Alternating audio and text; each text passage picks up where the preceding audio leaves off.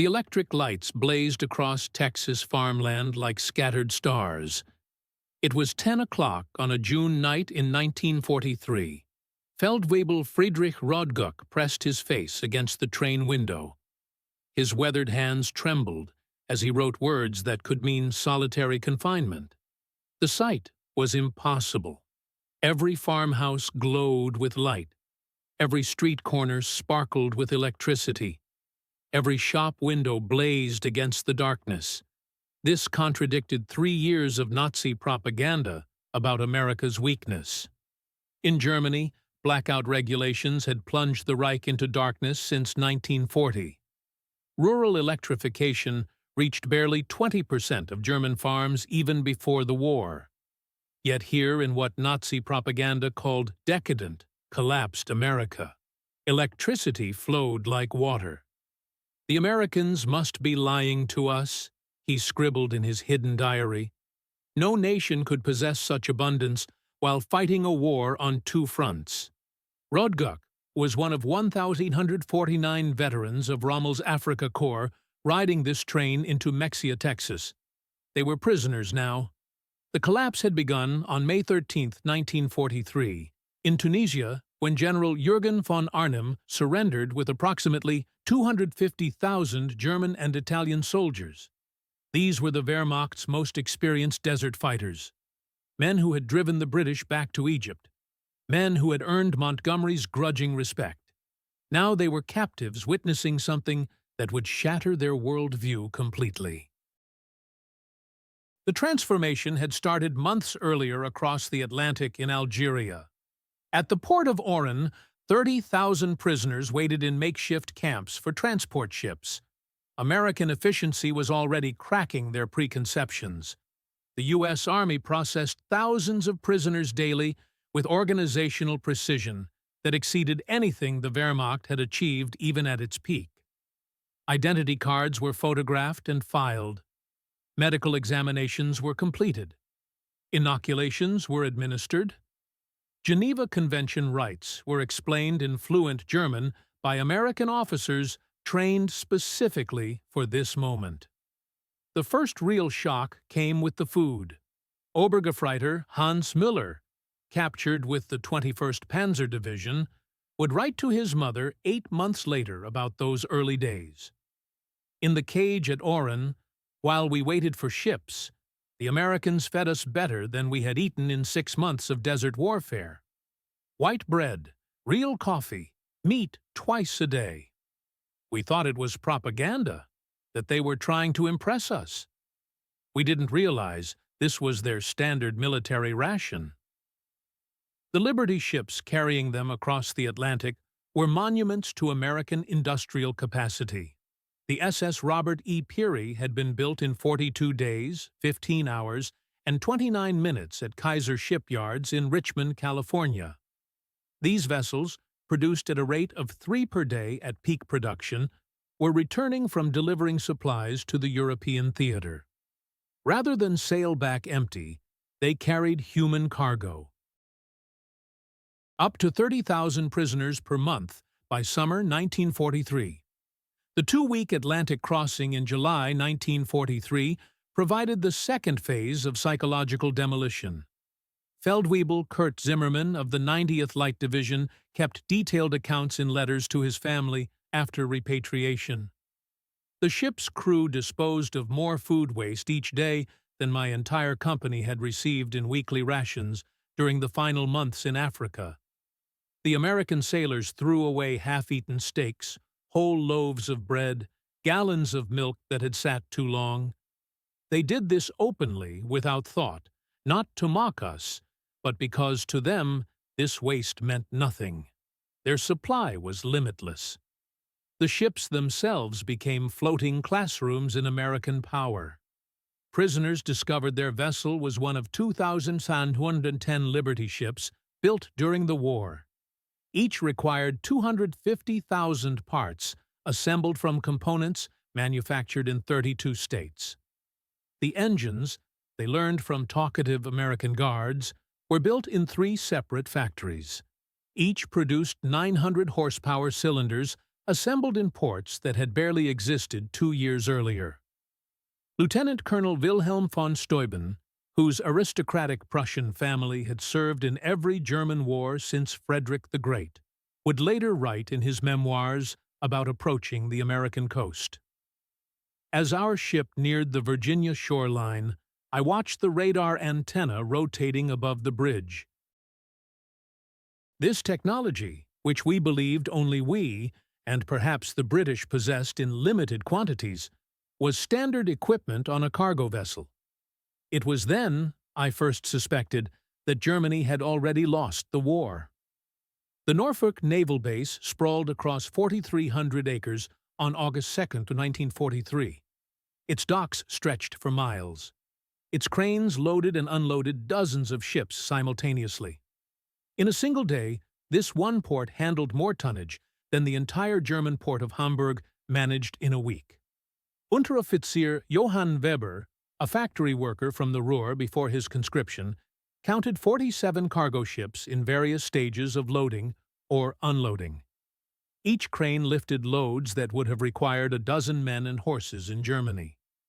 They moved with electric power, smoothly, continuously, without the coal smoke that choked German industrial cities.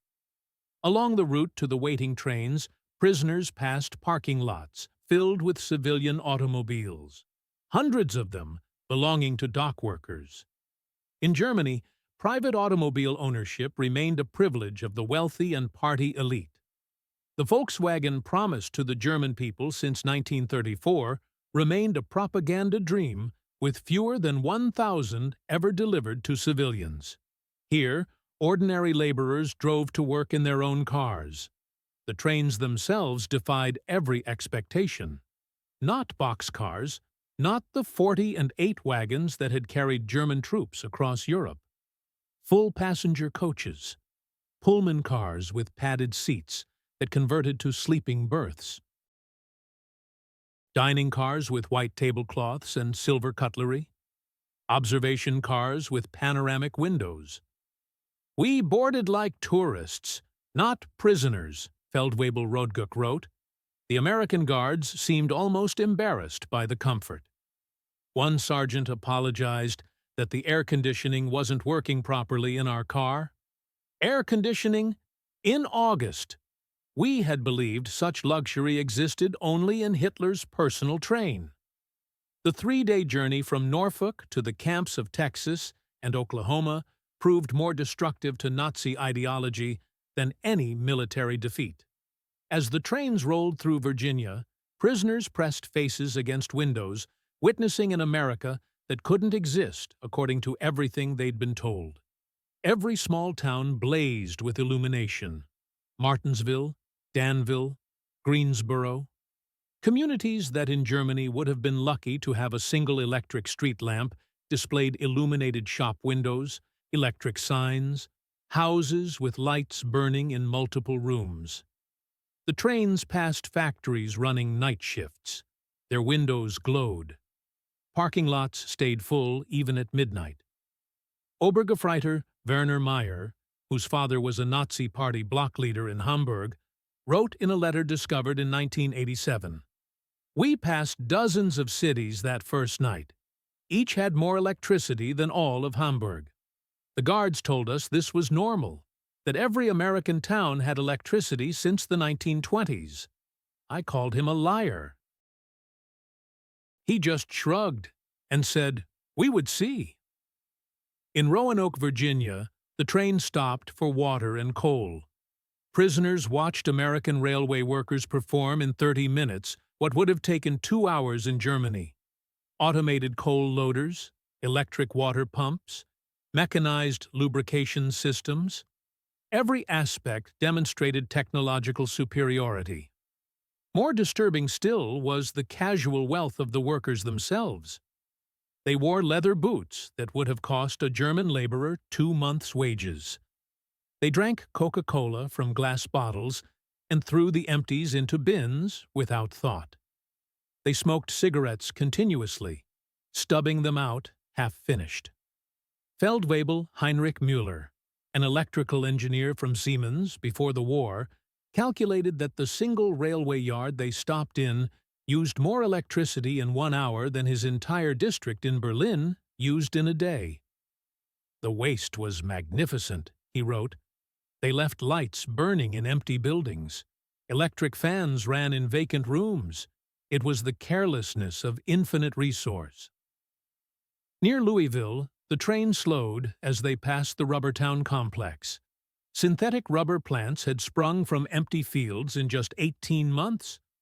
4 massive facilities, each employing thousands of workers, produced 800,000 tons of synthetic rubber annually. Germany, despite inventing the process, had never managed more than 120,000 tons in its best year. Oberleutnant Erich Hoffmann, a chemist from IG Farben, understood the implications immediately. In a post-war interview, he recalled, "I knew those plants. I could see the distillation columns, the catalytic crackers. Each facility was more advanced than anything we had built, and there were 4 of them just in this one location. They told us there were dozens more across the country." The trains passed Willow Run plant outside Detroit, visible from miles away. This single factory, built in just 9 months, produced a B-24 Liberator bomber every 63 minutes. At peak production, 42,000 workers assembled bombers from 1,550,000 parts, manufactured by 1,500 subcontractors. The plant consumed 2.5 million square feet of floor space and used more electricity than the entire German city of Cologne. Oberleutnant Werner, a Luftwaffe pilot shot down over Tunisia, pressed his face against the window as they passed. He counted 17 B-24s in various stages of completion visible from the train. "We had been told American planes were inferior, hastily built, would fall apart in combat," he wrote. "But I could see the precision of the assembly lines, the quality of construction. These were not inferior aircraft. They were simply built faster than we could imagine possible." As the trains penetrated deeper into America, the destruction of Nazi mythology became complete. In St. Louis, they crossed the Mississippi River on the Eads Bridge, while below them, barges carried more grain than the entire German harvest of 1942. Prisoners could see grain elevators stretching along both banks. Each one held enough wheat to feed a German city for months. Unteroffizier Klaus Schmidt, a farmer's son from Bavaria, wrote in his diary, "The Americans transport food as we transport ammunition, in endless quantities, without concern for loss. I watched them loading a single barge with enough wheat to feed my entire village for 5 years. The crane operator was eating a sandwich with meat thicker than our weekly ration." In Kansas City, the train stopped at massive stockyards where tens of thousands of cattle waited for slaughter. The smell of meat-packing plants filled the air for miles. German prisoners who had subsisted on 200 grams of meat per week in Africa, when lucky, watched American workers eating beef sandwiches during lunch breaks. "They ate meat like we ate bread," wrote Gefreiter Paul Fischer. "No, that's wrong. They ate meat like we wished we could eat bread. The guard bought us hamburgers from a stand near the station, meat, cheese, vegetables on white bread for 15 cents. About 20 pfennig without thinking, paid with a single dollar bill. This was not special. This was their normal food." Camp Hearn, Texas, built in just 4 months, housed 4,800 prisoners in conditions that exceeded what most had known as civilians. Wooden barracks with electric lights, flush toilets, hot showers, and steam heat. Each building constructed with more lumber than entire German villages possessed. The camp hospital astounded medical personnel among the prisoners. Oberstarzt-Lieutenant Colonel Dr. Friedrich Bauer, chief surgeon of the 164th Light Division, found himself in a facility better equipped than most German civilian hospitals. X-ray machines, surgical equipment, pharmaceutical supplies that had been unavailable in Germany since 1941. all standard provision for enemy prisoners. They had penicillin, Dr. Bauer would later testify, this miracle drug that we had only heard rumors about. They used it freely, even on prisoners with minor infections. German soldiers were dying for lack of basic sulfa drugs, and the Americans were giving us their most advanced medicine without hesitation. The camp kitchen became another classroom in American prosperity. Prisoners assigned to cooking duties discovered walk-in refrigerators, electric mixers, automated dishwashers, and gas ranges that could prepare meals for 5,000 men. The daily ration included fresh milk, eggs, meat, vegetables, and white bread in quantities that German civilians hadn't seen since 1939. Feldwebel Otto Kraus, a former hotel chef from Munich, wrote, "Today we threw away more food than my family has seen in 3 years. Not spoiled food, simply excess. The American regulations require we prepare 10% more than needed to ensure every prisoner receives full rations. The surplus is discarded." I wept as I threw perfectly good bread into the garbage. By September 1943, labor shortages in American agriculture led to prisoner employment in fields and factories across the country. This decision, driven by necessity, would prove more destructive to Nazi ideology than any propaganda program could have achieved. Groups of prisoners were trucked daily to work sites, traveling through the American heartland without blindfolds or restricted routes.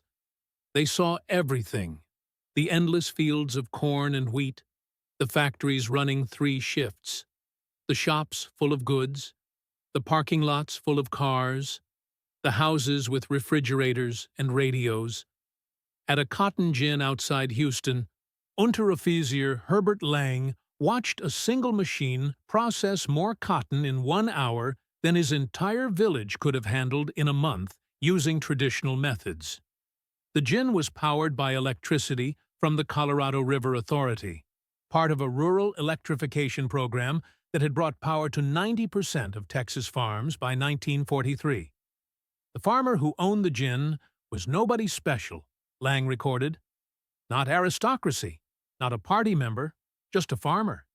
Yet he had electricity, running water, a truck, a car, and a tractor. His workers, including the Negroes, ate lunch from boxes containing more food than German workers received in a week. And this was normal. Every farm we passed was the same. In Nebraska, prisoners worked in sugar beet fields, witnessing agricultural mechanization that defied comprehension.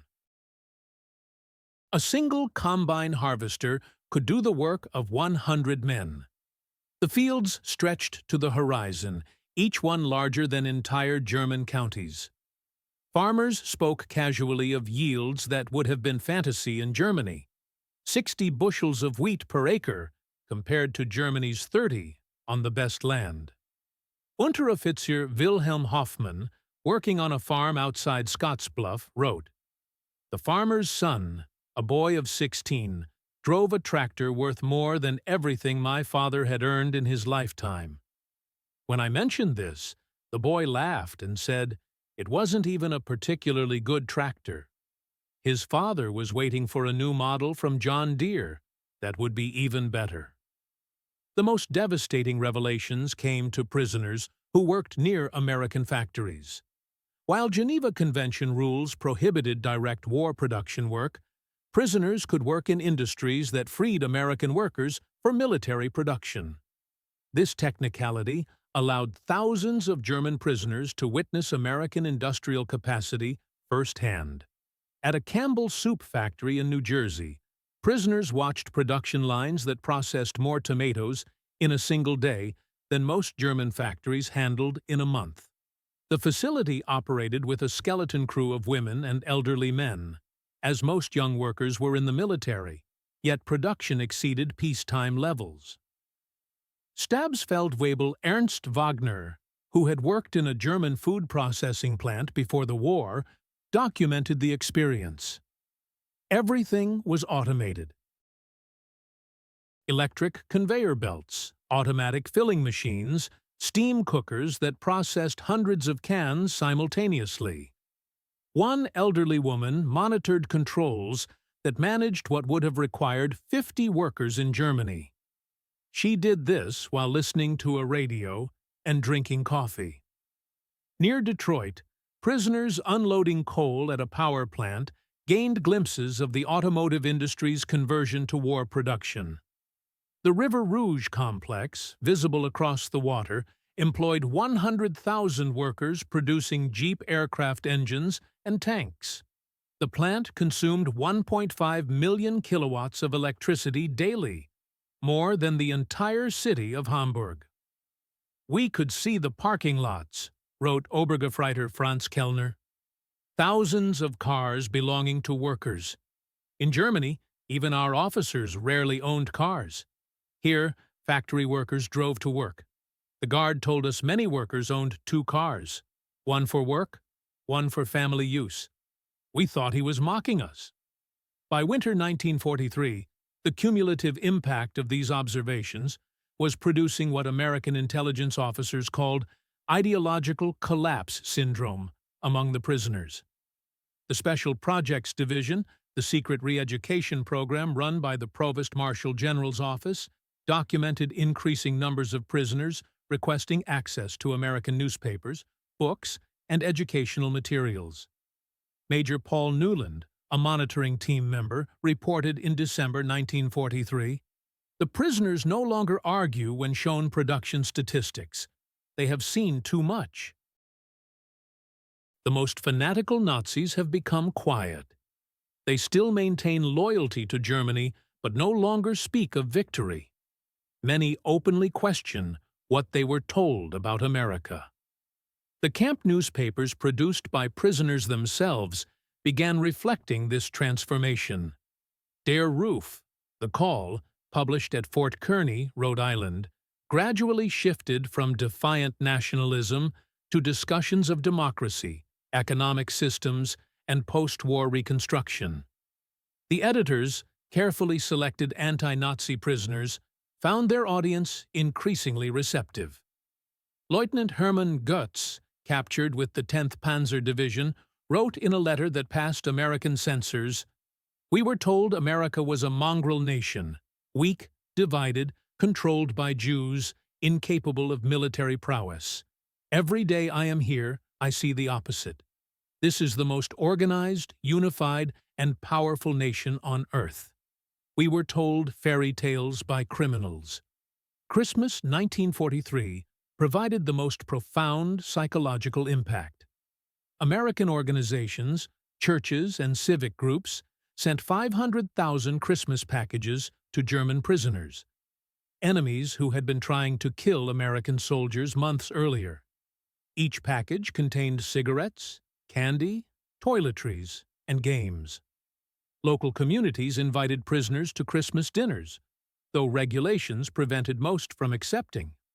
At Camp Herne, the local Methodist church choir performed Christmas carols in German for the prisoners. Women from Herne sent in homemade cookies and cakes. The Boy Scouts delivered handmade Christmas cards. This kindness toward enemies shattered the final remnants of Nazi racial theory. Oberleutnant Walter Müller, whose brother had died in the bombing of Hamburg, wrote, "They know we are their enemies. Many have sons and husbands fighting against our armies. Yet they show us Christian charity, not propaganda, but genuine kindness. What kind of people treat enemies this way? Only those absolutely certain of victory and secure in their power." The Christmas feast itself defied comprehension. Turkey, ham, mashed potatoes, gravy, vegetables, pies, ice cream. Quantities of food that Germany hadn't seen since before the First World War. The prisoners ate until they were sick, unable to comprehend such resources being lavished on enemies. "We ate like kings," wrote Feldwebel Hans Weber. "Better than German generals eat, better than party leaders. And this was not special. The guards told us This was a normal American Christmas dinner, that every American family was eating the same meal. If they can feed prisoners this way, what must their own soldiers eat? The most devastating blow to Nazi ideology came from an unexpected source: the treatment of Italian prisoners after Italy's surrender in September 1943. Italian prisoners who agreed to cooperate were formed into Italian service units, given better quarters, increased pay, and more freedom. German prisoners watched their former allies working alongside Americans, eating in American restaurants, some even dating American women. Feldwebel Friedrich Schultz wrote, "The Italians betrayed us, yet they are treated better than we treated them as allies. They work freely, earn money, send packages home. The Americans show them no hatred. This democracy we were taught to despise appears more honorable than our own system." By early 1944, over 40,000 German prisoners were enrolled in educational programs. They studied English, American history, mathematics, and sciences. The University of Chicago provided correspondence courses. Stanford University sent professors to lecture on democracy and economics. The thirst for knowledge was insatiable. Prisoners who had been told Americans were uncultured barbarians discovered libraries with millions of books, universities that welcomed all social classes, scientific research that led the world. They read American newspapers freely, comparing multiple viewpoints, something impossible in Nazi Germany. Hauptmann Dr. Wilhelm von Braun, a physicist conscripted from the Kaiser Wilhelm Institute, attended lectures on atomic physics at Camp Shelby. He later wrote, "American professors, including Jewish refugees from Germany, taught us without hatred. They spoke of science as universal, belonging to all humanity. They were years ahead of German research, and they shared knowledge with enemies." This generosity of spirit was incomprehensible to minds shaped by Nazi ideology. The camp theaters showed American films, not propaganda, but regular Hollywood productions. Prisoners watched Gone with the Wind, seeing a depiction of American defeat and recovery that resonated with their own situation.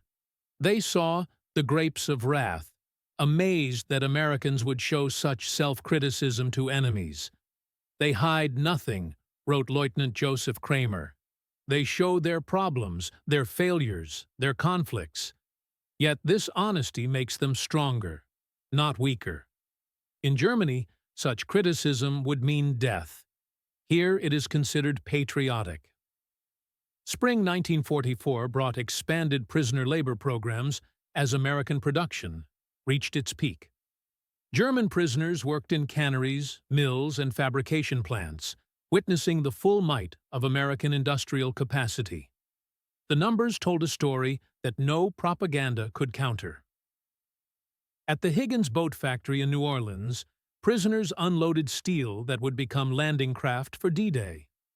They watched as workers assembled 700 boats per month, each one requiring 20,000 parts. The factory employed 20,000 workers, including thousands of women who operated cranes, welded hulls, and managed production lines. Stabsfeldwebel Kurt Zimmermann wrote, "Women doing men's work, Negroes operating complex machinery, teenagers running drilling equipment, everything we were told was impossible in a democracy. Yet production never stopped." 3 shifts, 24 hours, 7 days a week. They produced more boats in a month than our entire Navy built in a year.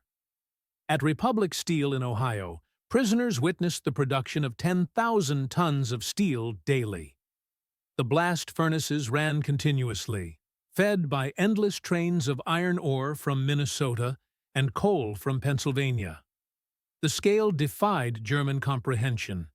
This single plant produced more steel than the entire Ruhr at its peak.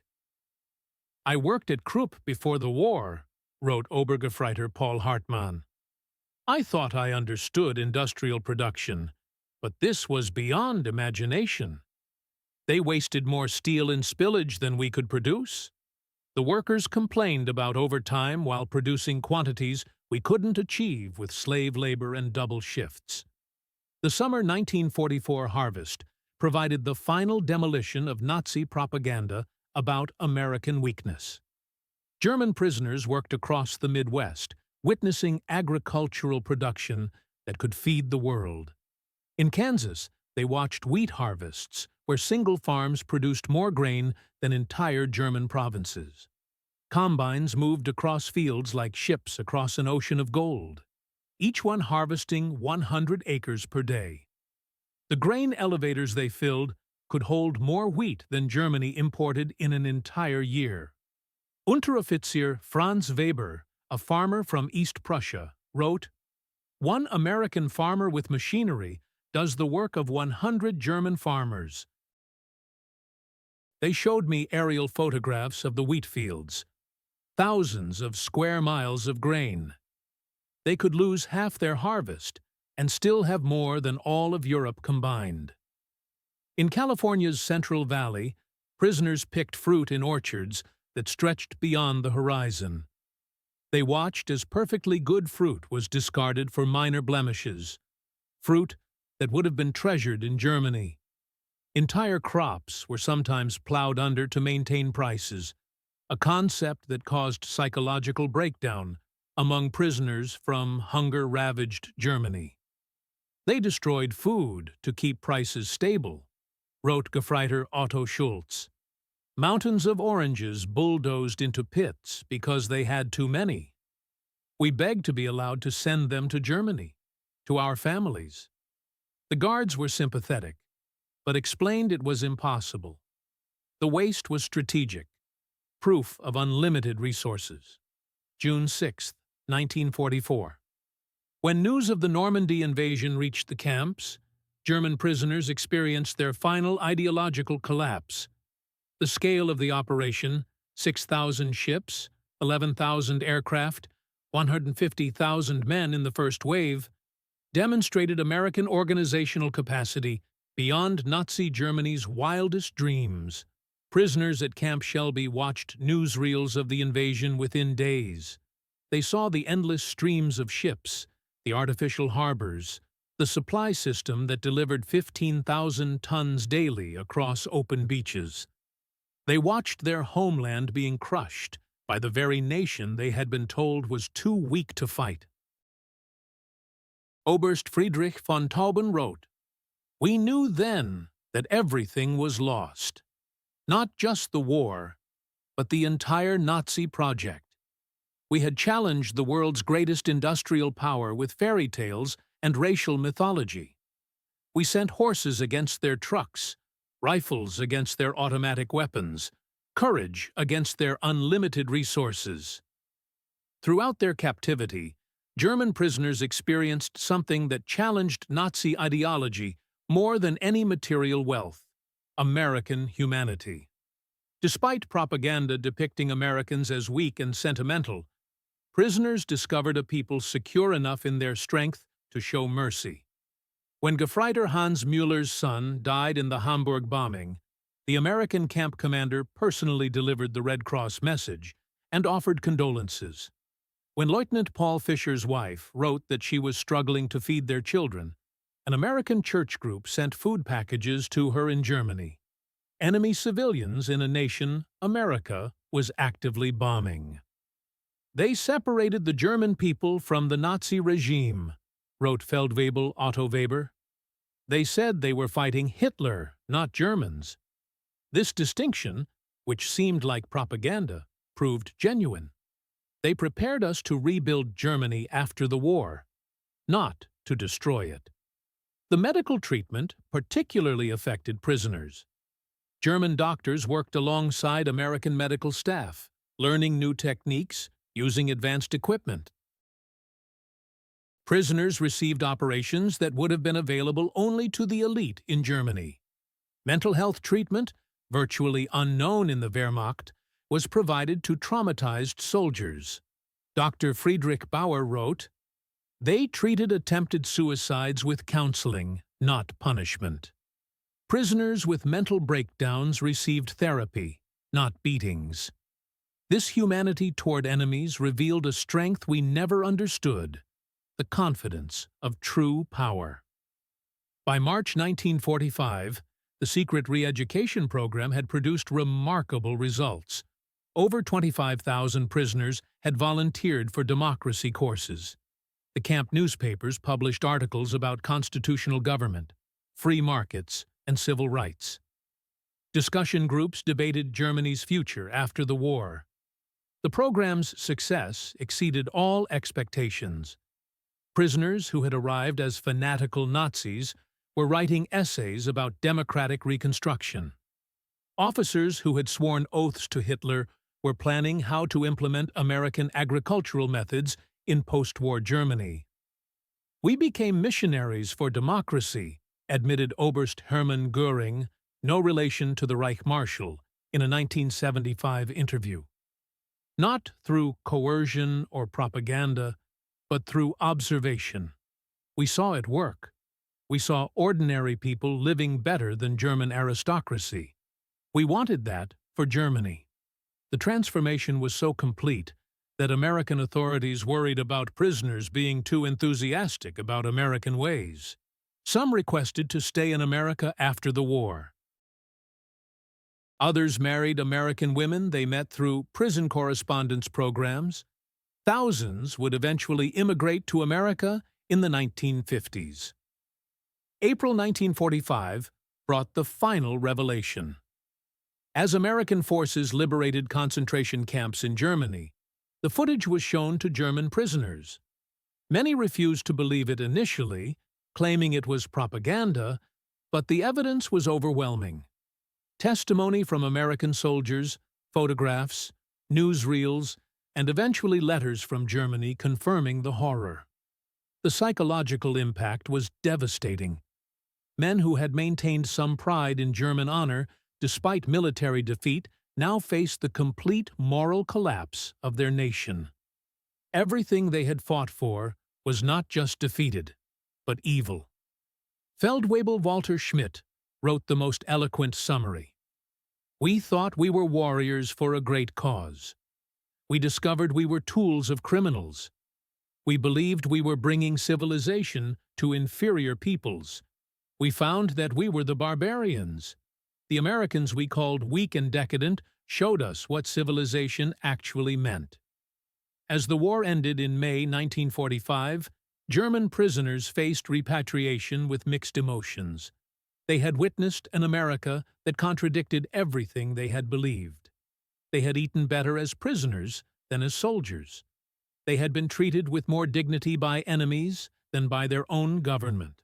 The last months of captivity were spent preparing for return to a destroyed Germany.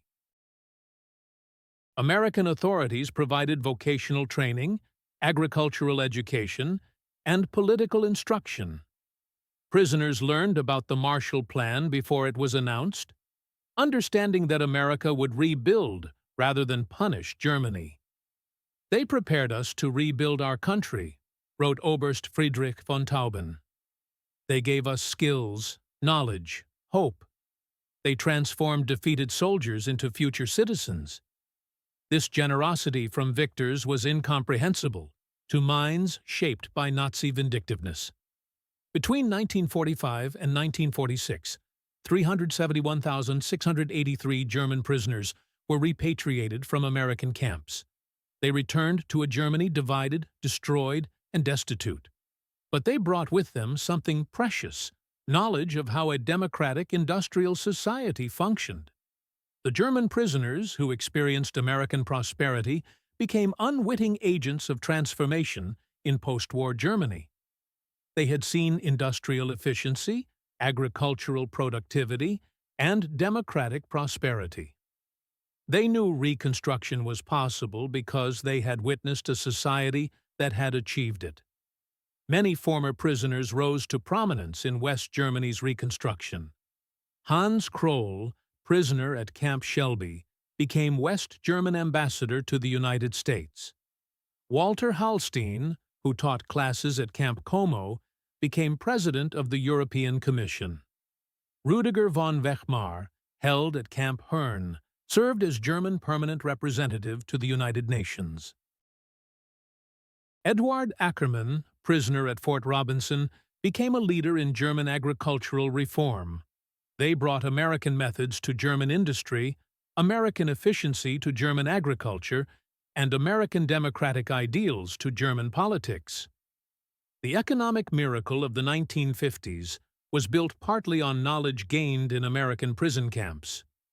We learned that prosperity came from freedom, not conquest, Hans Kroll wrote in his memoirs. We saw that democracy created wealth, that diversity brought strength, that treating workers well increased production. These lessons, learned as prisoners, shaped the new Germany.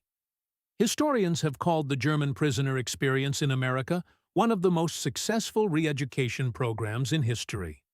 Without coercion, without propaganda in the traditional sense, American industrial might and democratic humanity converted hardened Nazis into future democratic citizens. The program succeeded because it relied not on words, but on observation. Prisoners saw American society functioning at peak efficiency while treating enemies with dignity.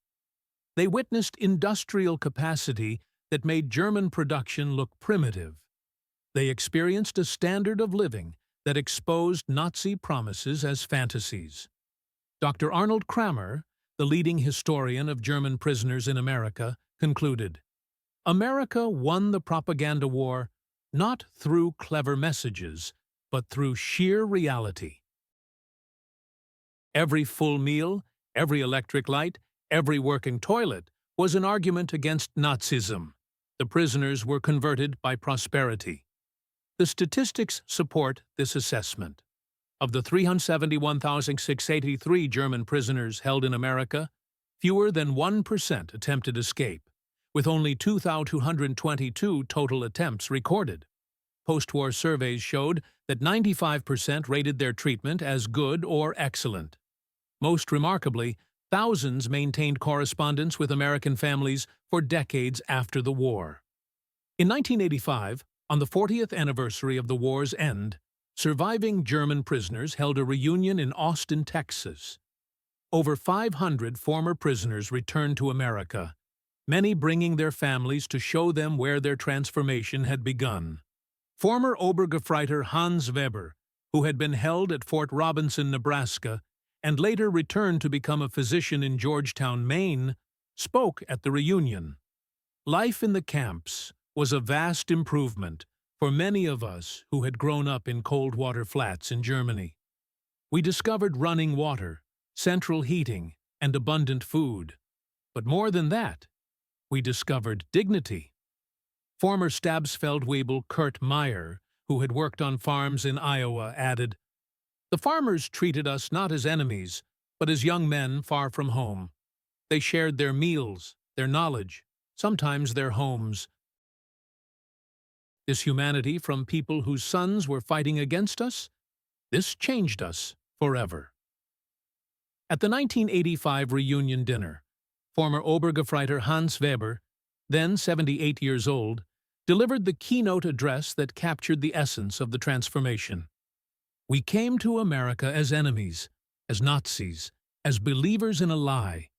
We left as friends, as Democrats, as men who had seen the truth. America showed us that strength comes not from conquest, but from production, not from hatred, but from diversity, not from tyranny, but from freedom." We witnessed the arsenal of democracy at full production. We saw farmers who produced food for the world, workers who built the tools of victory, and citizens who treated enemies with dignity. We learned that America's true weapon was not its bombs or tanks, but its inexhaustible capacity for creation and its unshakable confidence in justice. We returned to Germany with a mission: to build a society that could create rather than destroy, that could prosper through peace rather than war. The Germany that rose from the ashes was built on lessons learned in American prison camps. We who came as conquerors left as students. Thank you, America, from your former enemies, now your friends. Thank you for showing us the way. The auditorium erupted in standing ovation. Americans and Germans together, former enemies united in recognition of a transformation that had seemed impossible when those first trains rolled into Texas in June 1943. The magnitude of the German prisoner experience in America can be measured in statistics that reveal both the scale of the operation and its remarkable success. Over 500 camps across 45 states housed 371,683 German prisoners at peak capacity. These men contributed 14 million man-days of agricultural labor, processed 100 million board feet of lumber, and generated 230 million in labor value. Most remarkably, they did so with only 2,222 escape attempts, a 0.6% rate, and 0 successful permanent escapes.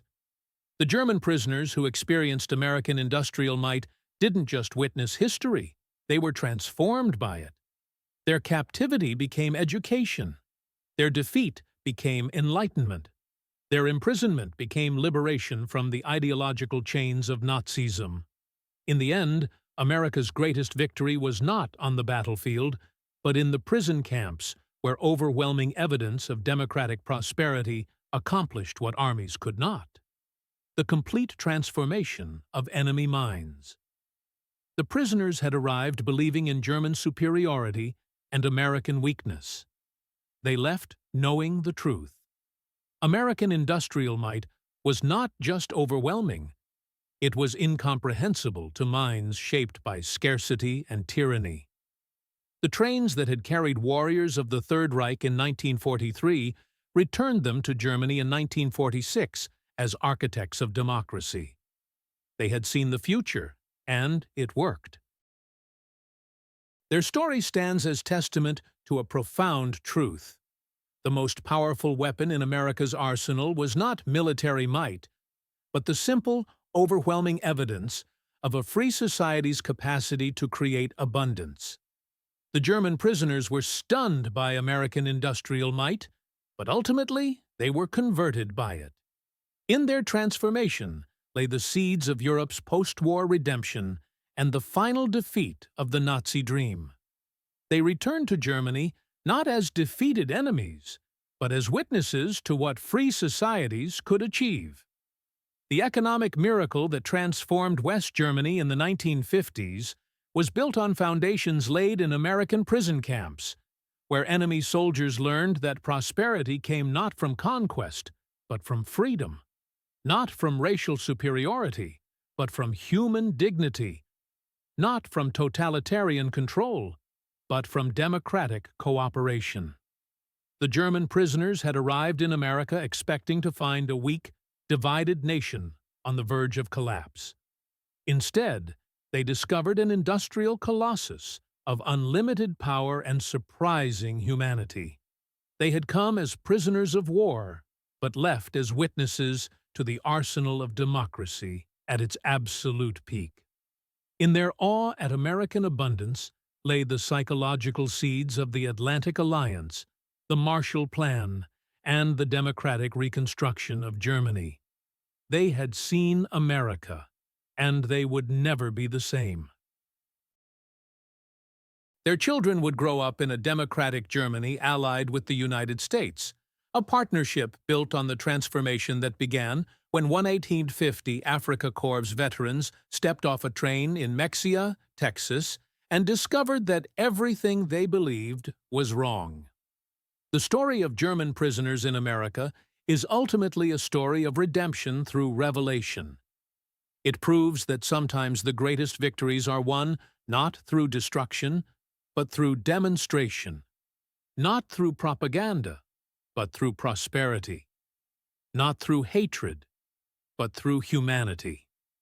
The German soldiers who witnessed American industrial might became the unwitting ambassadors of democracy, carrying back to their homeland the seeds of transformation that would bloom into one of history's most successful reconstructions. Their journey from Nazi warriors to democratic citizens remains one of the most remarkable transformations in modern history, accomplished not through force, but through the overwhelming evidence of what free people could achieve when they worked together. In the end, that was America's secret weapon. Not just the ability to produce more tanks and planes than any nation in history, but the capacity to transform enemies into friends through the simple power of example. The German prisoners were stunned by America's industrial might, but more importantly, they were changed by it. And in that change lay the foundation for a better world.